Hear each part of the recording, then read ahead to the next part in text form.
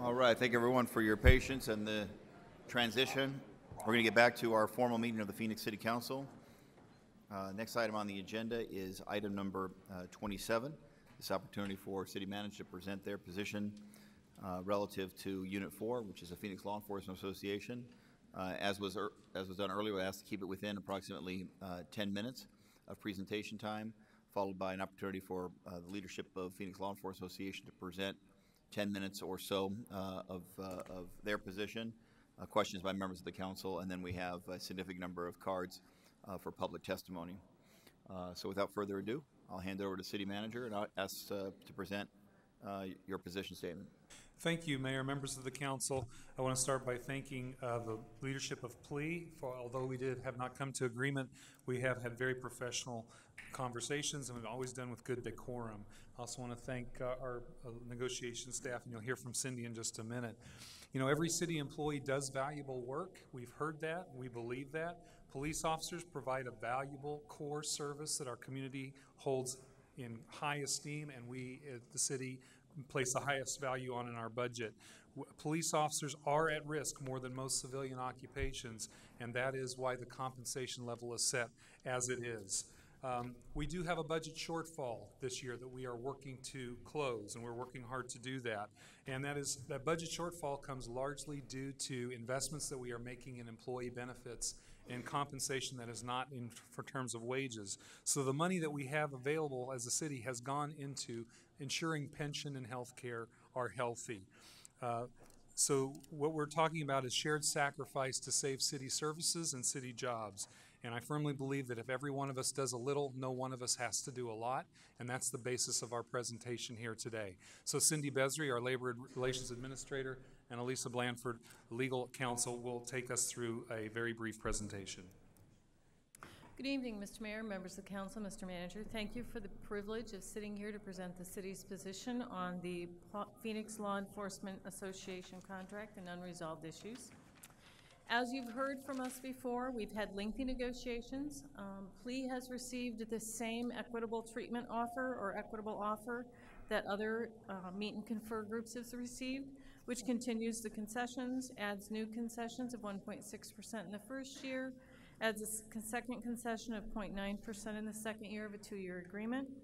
It's important to note that the city's proposal for PLEA does not include a decrease to wage rates for our police officers, and as the manager has said, we believe this is a shared solution to our budget deficit. By way of background, you will see the steps here once again that we have gone through with PLEA. We've had some very productive negotiations on some very important issues. Unfortunately, coming out of fact-finding, we still have 2 issues unresolved, that being pension spiking and economics. The city's presentation today will go through some wage and benefit information. It will go through more market and internal comparisons. We will discuss fund balance, revenue, pension costs, and come up with a final resolution and recommendation. As the city manager indicated, our police officers are incredibly important and value core service within our community. We recognize our police officers are at risk more than civilian occupations, but we believe they're compensated accordingly. And we'll show you today that police officers are compensated equitably with their peer law enforcement officers.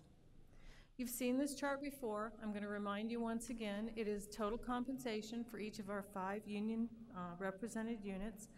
PLEA would represent the 4th bar on this chart and by far the largest total benefit and wage package.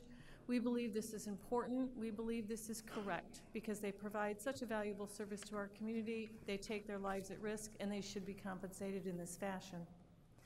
The next chart depicts where our officers stand among Arizona cities. This takes into account salary, longevity, and a program we call CEP here at the City of Phoenix, a continuing education program. When you combine these 3 categories together, which all of our officers have available to them, the Phoenix law enforcement officers are ranked the highest among Arizona cities. We also try to look at some of the information we received regarding what wages have done or wage adjustments have done above merit and longevity across the cities in Arizona. And as you will note from this chart, since the time of the recession through today, Phoenix has led in wage adjustments to police officers. Again, that's very important. We do believe our officers deserve the income level they've received. Some of the other information you've heard and read in position statements involves police officers and firefighters and how we can compare the two. This first chart is just a very simple illustration of how it's incredibly difficult to compare the two. A police officer's base annual hours worked is 2,080. Our firefighters work a very different schedule and a very different occupation and have base work hours of 2,912. Their year is far larger than any of the rest of the work years the rest of us had. This partially dictates their level of overtime. I think we've heard a lot about the overtime, and because it is a fair labor standards act requirement, and they also have OSHA requirements that dictate our constant staffing models. It's just very difficult to compare the two. During our hearings with the fact finder, there were great discussions on fund balance. It's important to note that the fact finder drew some conclusions regarding our fund balance.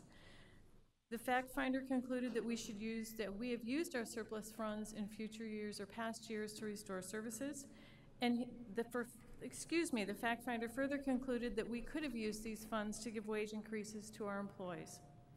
The city's position is that using fund balance for ongoing expenses for wage increases is not sustainable. We perceive fund balance to be a one-time resource. Fund balance is necessary to ensure we can pay those emergency expenses throughout the fiscal year. Rating agencies also monitor our fund balance, as we know, regarding a key component of stability. We believe that depleting the fund balance as a one-time resource reduces our ability to make those payments that are covered every month and to address unexpected costs. Using one-time funds for ongoing costs like wage increases will result in a budget deficit. Also, as part of our hearings, we had a lot of discussions on the city's revenue. The fact finder drew some conclusions we need to discuss. The partial repeal of the food tax resulted in less revenue for employees, and that this revenue should have been used to provide wage increases to police officers. The city's position is because the food tax is set to expire on March 2015, it is a one-time resource. Using this food tax for ongoing expenses, again, is not fiscally responsible. Raising revenue for the purpose of providing wage increases to employees is a policy decision for the City Council and not a fact finder. We've talked a lot about pension costs. There were a lot of questions just recently about pension costs. Again, it's important to note that the city has poured a great deal of money into this form of employee compensation, $35 million over the last 5 years in this one employee group alone. That is part of the reason we're unable to afford any other form of employee compensation changes at this time. As we move to the unresolved issues, I'd like to begin with pension spiking. The city's proposal was to comply with the October 2013 Mayor and Council direction. PLEA presented a proposal that said that offered to discontinue pension spiking for all current, or to continue pension spiking for all current employees, but discontinue for those employees hired after July 1st. Coming out of the fact finder hearings, the fact finder felt that we should be continuing for all current employees and eliminating only for those after July 1st. The city's position stays firm that we must follow the mayor and council direction, but we did include the value of pension spiking in the PLEA MOU as a portion of the concessions proposed. Second unresolved negotiation is our economic proposal. We've made you aware that we made the same proposal to all employee groups, retaining the 1.6 concession from past years, a new 1.6 in the first year, and a new 0.9 in the second year. PLEA's economic proposal was to restore the 1.6 in fiscal 14-15 and to give a wage increase of 2% in 15-16. Following the hearings, the fact finder made the following conclusions: that we should increase revenue, like the food tax, give no wage increase in 14 and 15, and he justified this because he felt it would take time for us to collect those revenues, and further provide a wage increase of 3.6% in 15-16 from those revenues. The city's position that if we provide an increase for PLEA, it will increase costs to the general fund and result in additional concessions by other employees, position cuts, service cuts, or program cuts. And further, once again, we believe that raising revenue for the purpose of providing wage increases is a policy decision that is only for the City Council and not for a fact finder. In summary, it's important to note once again, as the City Manager stated, we do believe that our police officers are a very valuable resource, a core resource within our community, and they are compensated accordingly. Funds for pay raises have gone into pensions, as we know. We've worked very hard with PLEA to try to reach resolution. They receive the same package offers and the ability to negotiate that package as all other groups, and that we're trying very hard to comply with Mayor and Council direction on pension spiking. Finally, our recommendation to Mayor and Council. The City's recommendation would be that Mayor and Council impose the City's final offer of a 2-year agreement, continue the current concessions of 1.6%, add concessions in the first year of the agreement of 1.6%, add concessions in the second year of the agreement of 0.9%, and comply with the October 2013 Mayor and Council direction on pension spiking. Our reasoning for this is that the concessions we have recommended have the least impact on current wages for our police officers through freezes in merit pay and productivity enhancement, no pension spiking, and reducing some benefit categories. We would also encourage you that equitable treatment of all of our employee groups through consistent application of the concessions is the best employment policy. I could answer any questions you might have. All right, I've got thank you very a few, much for the presentation. I think we're going to have the opportunity of leadership of Phoenix Law Enforcement Association to present 10 minutes or so of their presentation, and then we'll take questions from members of the council before going to the cards. Could I ask staff of their presentation, Mayor? What's that? I just need to ask her some questions in their presentation. I was going to, my request is that we give both sides okay. a chance to present, and then we kind of take it both sides, and then we start asking questions. So with that, Mr. Buvidis, good to see you again. Thank you, Mayor. I'd just like to ask, though, before I begin, as you know, right across the street from us, we're having a memorial service to honor the 38 fallen police officers who could not be here today because they gave their lives for the city. I would ask that we could stand and have a moment of silence, if that's okay with you. Thank you very much.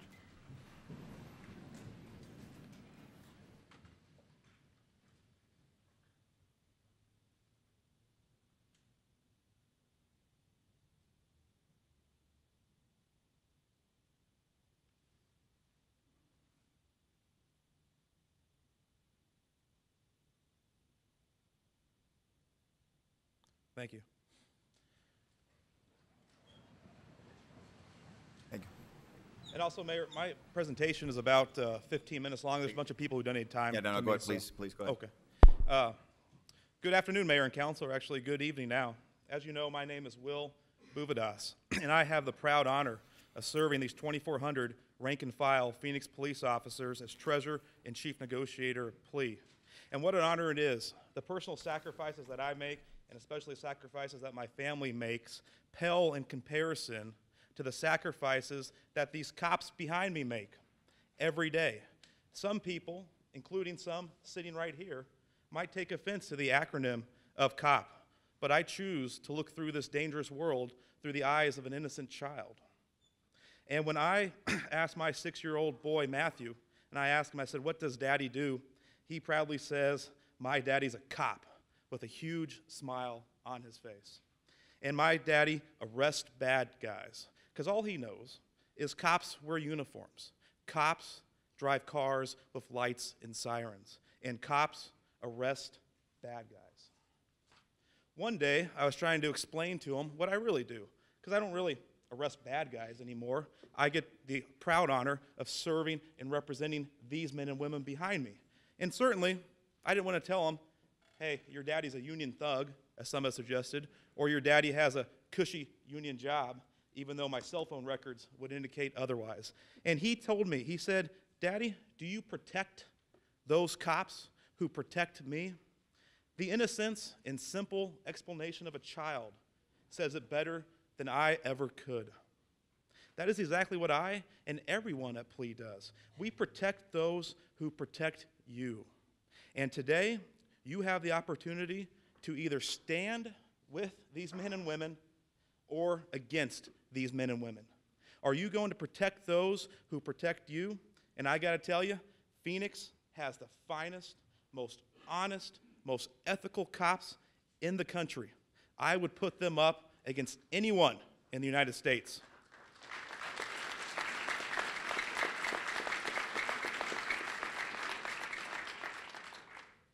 Fine officers like Detective Fabian Gonzalez, who in 2 short weeks will be the only 2-time top cops recipient in the entire United States. No other department has produced a 2-time top cops winner except Phoenix. Officers like Matt Morgan, who just less than a mile from where we are today was involved in a brutal shootout and was shot multiple times. He fought through it to survive and protected innocent lives. Or like the officers in our department, the ones who come as children of Mexican immigrants, whose parents came to this country to provide a better future. What proud parents they must be as seeing their kids serve as cops, protecting those who can't protect themselves. Great officers like Detective John Hobbs, who was violently murdered in broad daylight less than 2 months ago. Grass hasn't even grown on his grave, and we are talking about taking from the men and women he honorably served with. Now, we will get to the facts and figures in a minute, but just remember, these fine men and women are the only reason we do not have complete chaos in the city of Phoenix. Without them, there would be no city council. You would not even be able to walk across the street. There would be pure anarchy.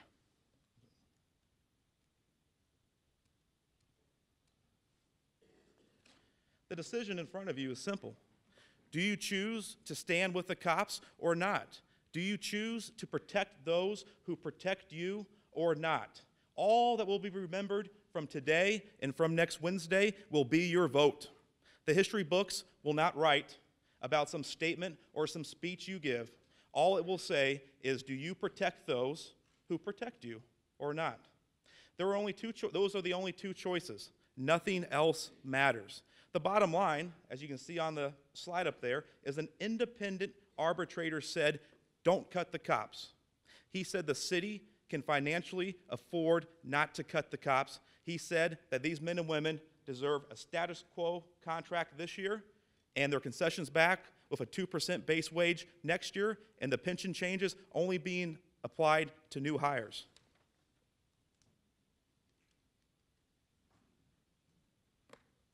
Now back to just how outstanding these men and women behind me are. 4 years ago, they voluntarily gave up 3.2% of their compensation. They did this to help the city through extremely tough times. Nobody put a gun to their head. They did it because it was the right thing to do. And these men and women lived their life doing the right thing. They were promised to have those concessions restored 2 years later, when the final offer from the city was only to restore half of the concession. We went to fact-finding, just like we did this year. However, you never knew that because it never came to the council. And do you know why? It's because we respected the process. And that is all we are asking you to do today and next Wednesday, is respect the process. 2 years ago, an independent arbitrator looked at the facts. He came in and he sided with the city and said, you know what, cops, you should keep half of the concession because the city cannot afford to give it to you. I took it back to these men and women behind me, and you know what they overwhelmingly told me to do? They told me that they wanted to respect the process and that we should agree with the fact finder's decision. What respect for the process? What love for these citizens of Phoenix? These great cops chose to respect the process. They didn't choose, like other unions throughout the country have, to come and picket city council or city hall. They didn't choose to try to convince U9 to go against the independent fact finder. They respected the 9 of you so much that they did not want to put you in that position. That restraint, that spirit of service, that looking out for the city's best interest is something you will not find in any other police department in this country. Respect the process. That is all we are asking. Ask yourself as you sit there, Why do we have a meet and confer ordinance? Why do we negotiate? Why do we allow each individual employee group to go independently to fact-finding? Phoenix police officers should not have to negotiate a contract for the entire city of Phoenix. And conversely, the rest of the city should not negotiate their contract for them. Each group went independently to fact-finding. The fact-finders each looked at each group in their particular set of circumstances and came to their own independent conclusions as to what the right compensation package is. This is the process. Each group should stand on their own merits. And you know something? We were the only group to get a positive recommendation from the fact finder, the only one. And one of the reasons this fact finder said that the cops deserve not to be cut is because he realized the unique and dangerous job duties they perform for the city of Phoenix. To not accept the fact finder's report is the same as slapping each one of these men and women in the face. You might remember this. This is from a presentation from last May. You'll probably remember that slide there. I think it was put together by City Manager Cavazos. But late last year, the council, well, 7 of you or 6 of you who were here, voted to end part of the food tax early. This was done, as the slide indicates, number 2, no city services reduction. Number 3, no negative impact to public safety. You were told by David Cavazos that you could reduce the food tax and there would be no cuts. This positive message continued through January when the city inserted in the water bill a fact sheet that painted the city to be in excellent financial position and also talked about $20 million of restorations that were accomplished. Ironically, if you can tell by this slide, which is right off your presentation, the amount of the reduction in the food tax is almost the same amount as the deficit, $33.4 million. When is one of you going to have the political courage to do what is right and publicly admit that David Cavazos pulled a fast one on you and then took the money and ran to California? I will admit Thelda Williams did admit that earlier.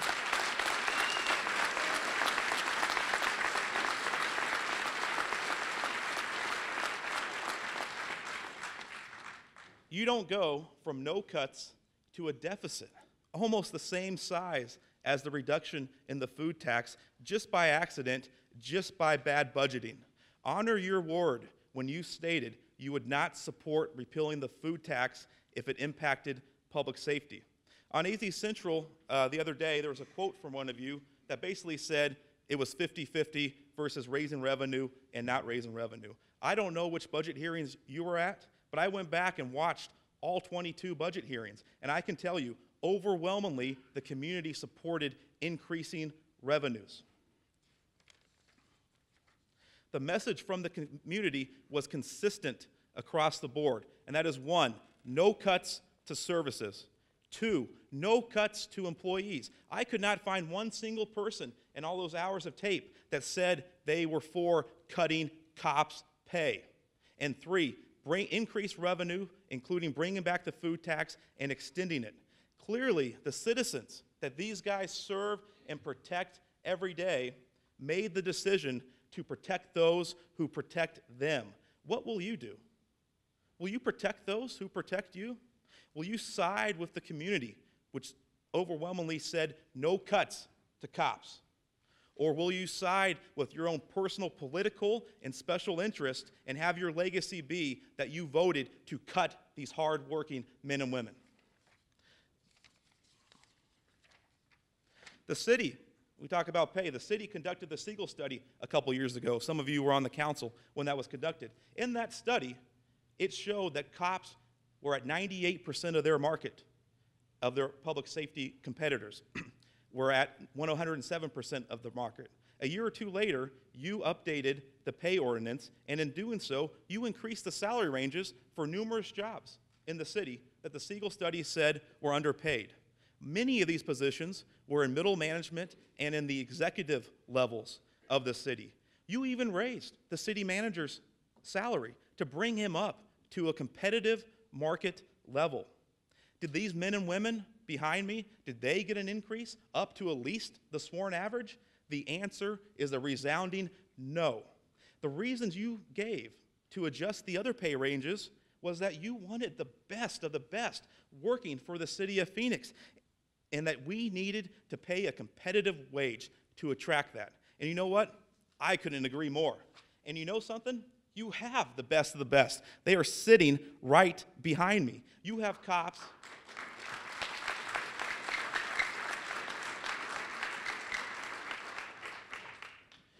You have cops that every day go beyond the call of duty.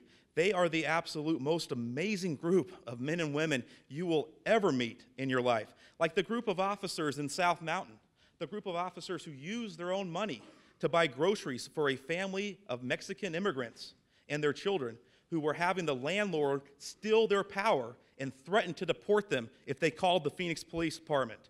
These same officers found this family another place to live.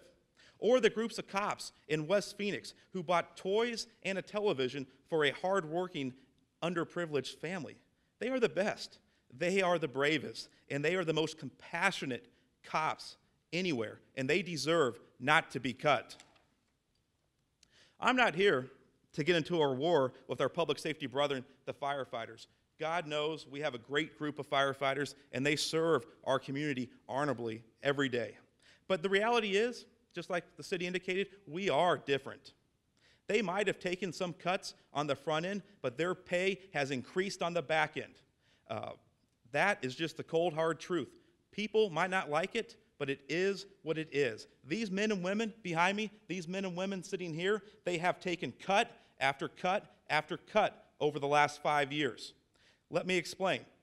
Over the last 5 years, these guys truly have done more with less. As that graph indicates, their overtime pay has been slashed by 50% or almost 50% from $16 million down to $9 million this year, while at the same time, the firefighters' overtime has gone up from $16 million up to $21.5 million, where it is today. The average cop 5 years ago was making $5,000 a year in overtime. This year, the average cop only makes $3,400 a year in overtime. That's what I call a cut. These men and women behind me, too, have had their opportunity to work holidays slashed. We go down to bare-bones staffing. You might be surprised to know that on a holiday, regardless of the holiday, there might be 2 or 3 cops working an entire squad.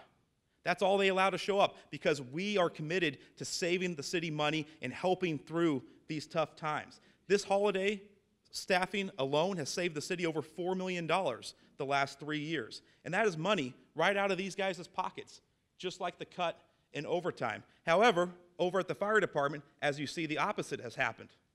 5 years ago, the average firefighter made about $10,000 in overtime. Today, that number is approximately $14,000. That's a $4,000 increase due to their staffing requirements and due to their deployment model that they are still able to work the holidays because they have to have 4 on a truck regardless if somebody calls in sick or is on vacation. I can see why it might make sense for our hardworking firefighters to agree to take concessions. Because in reality, as you see here, the numbers don't lie. Their overtime has increased the last 4 years. Their pay just keeps going up and up and up.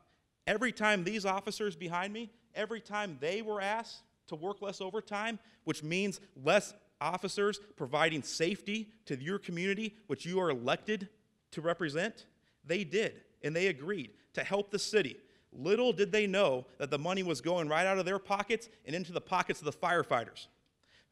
Staffing. Let's talk about staffing for a second. 500, as Councilman DeCiccio pointed out earlier. That sounds like a big number, right? It is a big number. It's 20% or over 20% of the total sworn officers on the department. And that's how many fewer cops Phoenix has on the streets today versus 2009.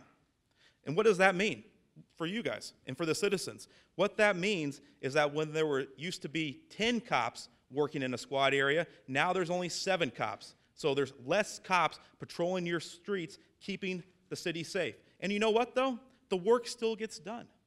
These brave men and women are working harder every single day to keep you safe. And they're doing a hell of a job at it. As you know, crime is still at 40-year lows, even though we're 500 officers short. These men and women kick butt out there and do everything they can to serve you and the citizens. Firefighters have not seen this type of reduction. They've maintained similar staffing levels, and even if they didn't, as you know, every fire truck goes out with 4 people on it. So that means paying overtime. If they can't get 4 people there, they're going to call somebody on overtime and pay them, like the numbers indicate. When my guys actually hit the street, they hit the street with fewer bodies. And the city shuts down police cars and leaves them parked at a precinct parking lot empty. Let's talk about pensions real fast. The fact finder agreed with our position that the pension changes should only be made for new hires, those hired after July 1st. He felt it was unfair to change the rules of the game midstream.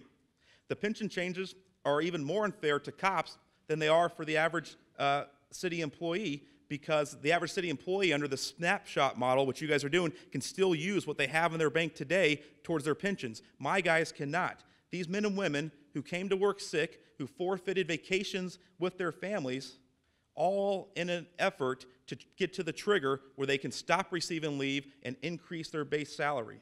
To tell somebody who's played by the rules for 15 years that all that sacrifice is for naught is shameful. With the recent Fields decision on PSPRS, imposing these changes on current cops will surely only bring a lawsuit, as the Superior Court, or the Supreme Court of Arizona, has made it extremely clear. You cannot change the rules midstream. You can't promise someone a benefit and then just take it away.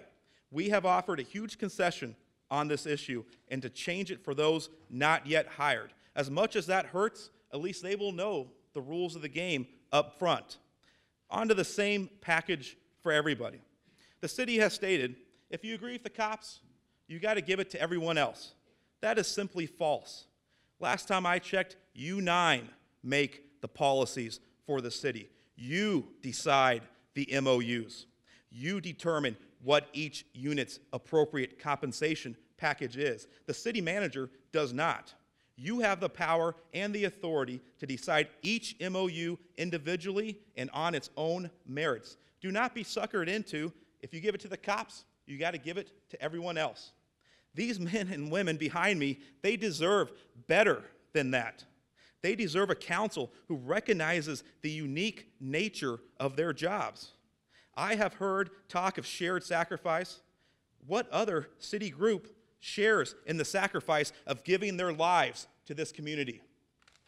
38 cops have died in the line of duty for this city. Who shared in that sacrifice? What other employee group has 38 heroes on the wall across the street? And just as I said earlier, tonight we have our own memorial service just for the cops, because we have so many, we have to have our own. When the firefighters and the other city employees put 38 heroes on the wall, then we can talk about shared sacrifice when it comes to our paychecks. Are you going to protect those who protect you or not? That is the simple question. And to my final point, we still have a week until you have to vote on a new MOU, one way or another. If I was in your shoes, I would either as a group or I would, as individuals, direct the city manager to find a solution to the problem and fix it. Tell him to go back to the drawing board and find something that works, something that these hard-working cops can agree to and includes no cuts. Thank you.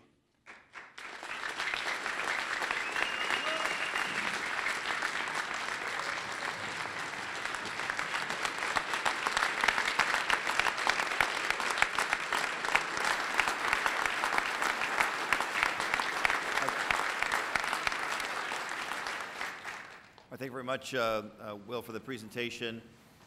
If you need additional time, I think you have enough cards here for some additional time later on if you decide you need it as well. Okay, so now we're going to go to members of the council for questions or comments. Vice Mayor? Thank you. I actually thought that was an excellent presentation. I didn't agree with all of it about the food tax, but I thought that was an excellent presentation, Will, and extremely well thought out and said. I will say one thing. I think you put it up there. I think you put the whole, I think this is your PowerPoint. Yes. Right? Okay. I couldn't remember if it was up there or I read it here. You talked about the fact finder found that the city used some of its surplus general funds to balance, fund balance to add services at the expense of compensating the cops. That's absolutely accurate. I have talked about that at meeting after meeting. We did things like the well, we didn't.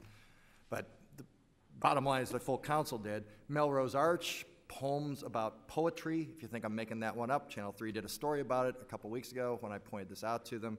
Councilman DeCiccio talked about the garbage study. It just goes on and on and on. So the only difference I would have with you, you talked about the food tax. I think you could find, I think it's for all the union contracts, I think it's $19.6 million. I think, is that the right number? For all the cuts, all the concessions? 1.6 across the board Yes. would equal about 16.4. About 16.4 million. I would argue that we've done 16.4 million between all the conference memberships, which, I don't know, are we cutting any conference memberships this year, as we're talking about cutting these guys? Just all the stuff. I've talked about a lot of different things.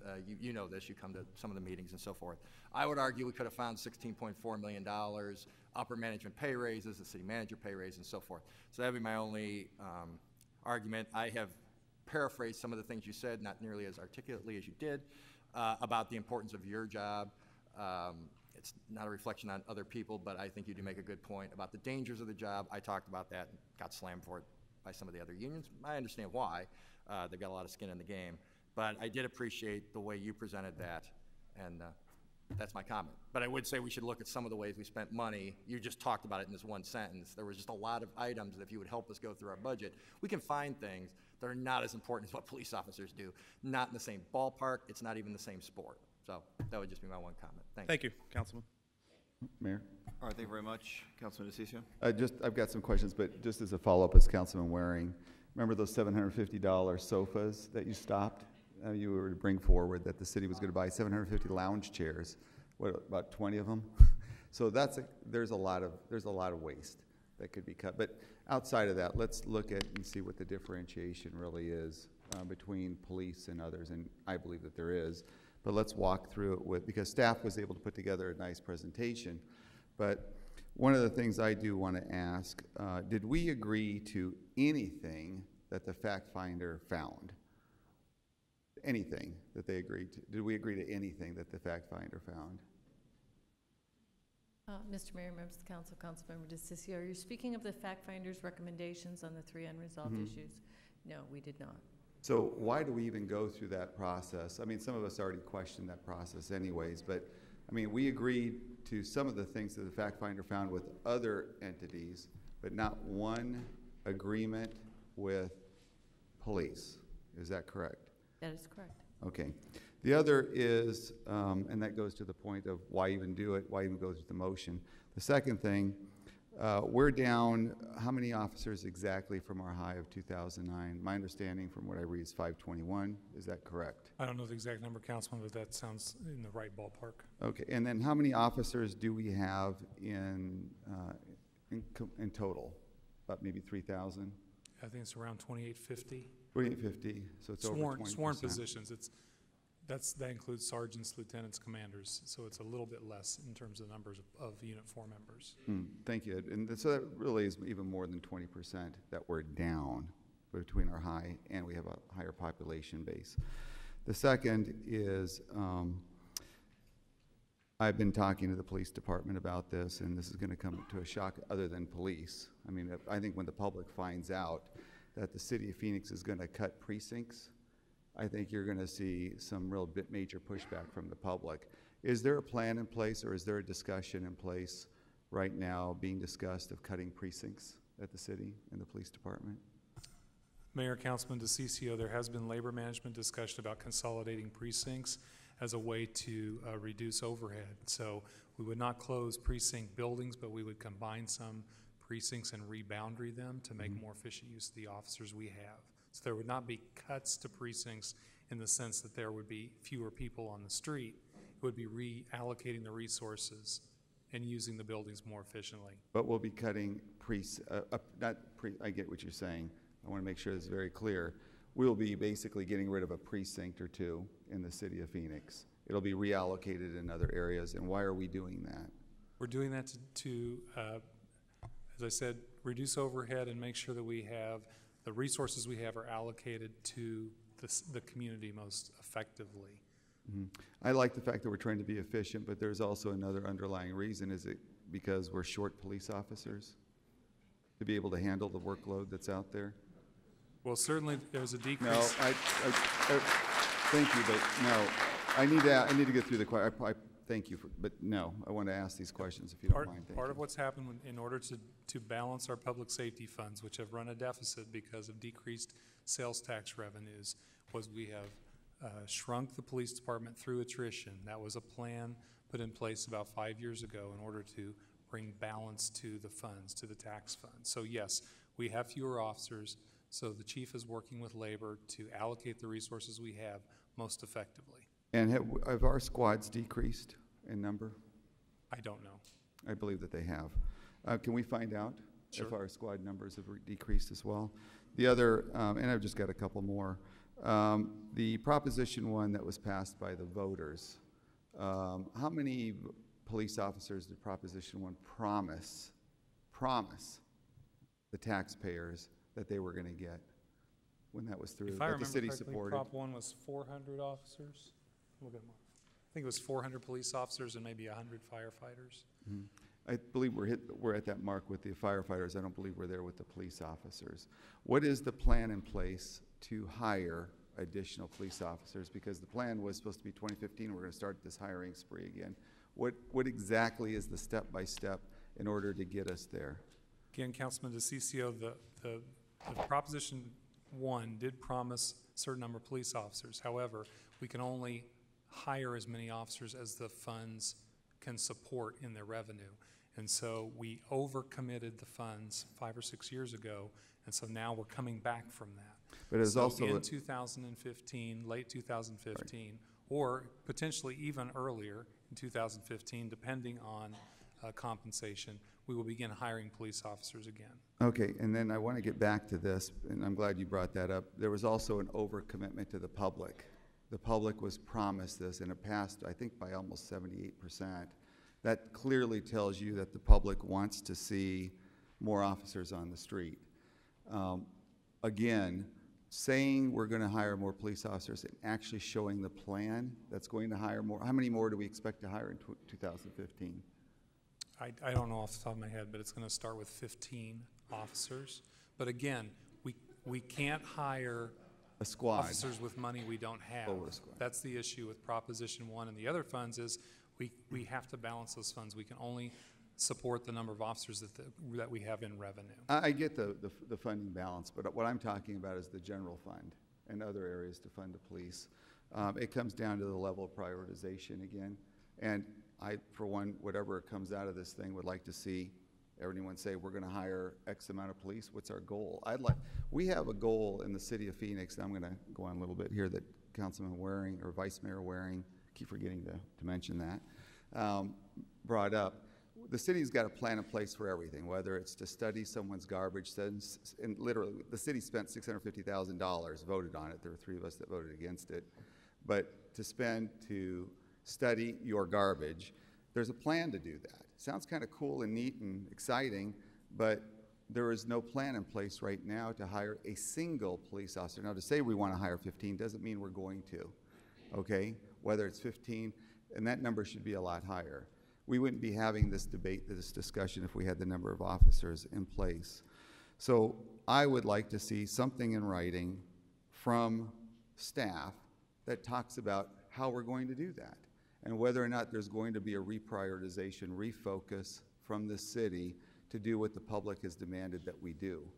And when you have 78% or 75, whatever that number is, I can't remember, I would tell you if I knew the number, but it's a big number, vote in favor and say that this is going to happen after the city promised that it was going to do this. Now remember, the city of Phoenix said that this is what they're going to do, and it didn't do it. Okay, that's a broken promise. So everything should be geared toward getting that accomplished. So I've got more questions as this thing goes on, but I think the fact that there's going to be a cuts and the precincts are, some precincts are going to go away when that gets out in the public, I think that's going to create an incredible amount of dissatisfaction with the public. The fact that there's no real true plan in place to hire police officers, I think is going to be problematic. I think the public's going to find that as a real problem, especially if what we've seen occur. We've had, 8 shootings since January or more? No, we've had more. We had a couple more even this last week, and what are we at, 10 or so? Right around there. You know, what, 31 was the high. The fact that squads, and I believe that we'll see that our squads have been decreased in the city of Phoenix. So I think it's going to be really hard for this council to vote to either cut or not even at least allow the police to maintain where they're at right now. And I've got to tell you where I disagree with you on, Will. This whole food tax thing is phony baloney, okay? The city of Phoenix has $46 million more in revenue this year. It just put it in other places, okay? It didn't prioritize it. So to want to go out there and create a tax on the public, it just doesn't, it's not going to fly. The majority of the public really is opposed to that thing. But the bottom line is this, is that there needs to be a refocus here. I know Councilman Waring are not going to vote for that contract. We're not going to impose it on you. Am I speaking for you? Am I okay with that? That's fine. Want to make sure. Otherwise, you'll see me on the front page of the paper. DeCiccio made something up. Okay, but the fact of the matter is, I think you're going to have to work everybody else real hard here to reprioritize this budget. And I think there's some ideas that are floating out there that can do that. And this whole poison pill is literally done to make it hard for you to get what you want. And it's a political way of getting things across here. And there is a clear difference from police and other functions. For instance, I love Lyuna. I like you guys. You guys are fantastic. There's just a different function here. It just is. And they do a different job. And it is what it is, you know. So I'm just reserve some more rights for later as the questions go by, Mayor. Thanks. Thank you. Okay, thank you very much, Councilman. Any other comments, members of, or questions from members of the council before we turn to members of PLEA and their families and members of the public who are here to testify on this issue? And then we'll do anything else real quick before we, you have additional time whenever you need it, so just kind of. Not yet. Wait. All right, thank you very much. Thank you, sir. And I have some people who have donated time to others. Mr. Joe Clure, president of Phoenix Law Enforcement Association. Mayor, can I go last? You can go last if you want. You have 20 cards donated to you. Okay. So I'll do the math. That gives you an hour, friend, I think. Yeah. All right, so how about Robert Metrick? Did you wish to go? Is that okay? You have a series of cards donated to you as well. Is Robert inside? The card. You had to go to work? Okay, I'll talk to, or I'll read off the other ones to see if somebody wants to speak then. Jennifer Giuliano? Toby Sexton? Kendra London? Or Michael London? Okay. Bertie James? Okay. Anthony Navas? Joe Bianchi? Desiree Sanchez or Tom Apodaca? Okay, thank you. All right, appreciate it. All right, so how about Ken Crane? You want to testify now? You got a couple people donating your time, or you want to wait till later? You want to wait, or you want to go now? It's up to you. Okay, come on, please come forward. Yep. So you have a couple people donated time, so that's a total of up to 6 minutes for you. And then afterwards, we'll hear from Paul Barnes, and then followed by Sean Matson.